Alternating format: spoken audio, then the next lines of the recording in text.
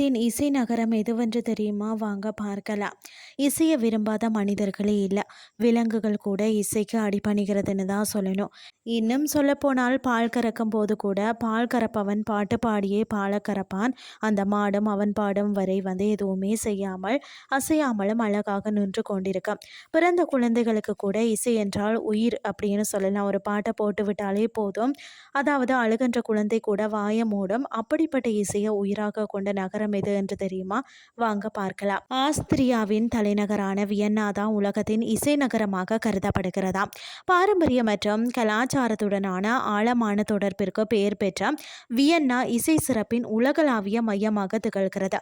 மேற்கத்திய பாரம்பரிய இசை வடிவமைத்து சிறந்த படைப்புகளை உருவாக்கிய மொசாட், பீத்தோவன், ஸ்கூபர்ட், கேடன் மற்றும் ஸ்டார்ஸ் போன்ற உலக புகழ்பெற்ற இசையமைப்பாளர்களை இந்த நகரம் பெற்று தந்துள்ளது. அதாவது வியன்னாவில் உள்ள ஒவ்வொரு தெருவிலையும், கச்சேரி அரங்கத்திலையும், மற்றது ஹப்பே ஓட்டல் ஆகியவற்றிலும் அந்த நகரத்தின் காலத்தால் அழியாத இசை உணர்வு பிரதிபலிக்கிறது. இதனால் தான் இந்த நகரத்தை இசை நகரம் என்றும் அழைக்கிறார்கள். பாரம்பரிய இசை உலகத்தில் ஈடு இணையற்ற பங்களிப்பின் காரணமாக வியன்னா இசை நகரம் என்ற பட்டத்தை பெற்றதாம். 18 மற்றும் 19ஆம் நூற்றாண்டுகளில் இந்த நகரம் ஐரோப்பாவின் கலையின் தலைநகரமாக மாறியது. சிறந்த இசையமைப்பாளர்கள் மற்றது இசை கலைஞர்களை ஈர்த்தது.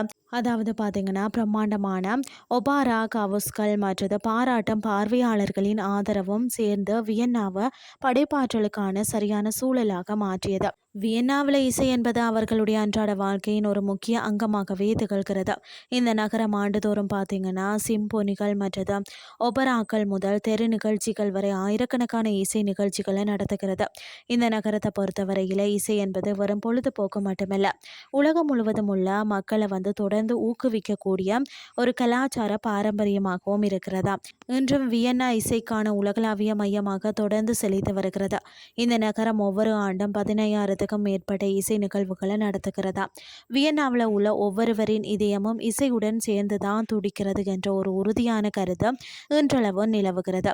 இது அதனுடைய பாரம்பரியமான கலாச்சாரத்தை முழுமையாக படம் பிடித்து காட்டுகிறது என்றே சொல்லலாம். இன்றைய கிறிஸ்டி உங்களுக்கு பிரயோசனமாக அமைஞ்சிருக்கும்னு சொல்லி நான் நம்புகிறேன். இதே மாதிரி மற்றொரு கிறிஸ்டின் வேலைக்கு உங்களை சந்திக்கிறேன். நன்றி.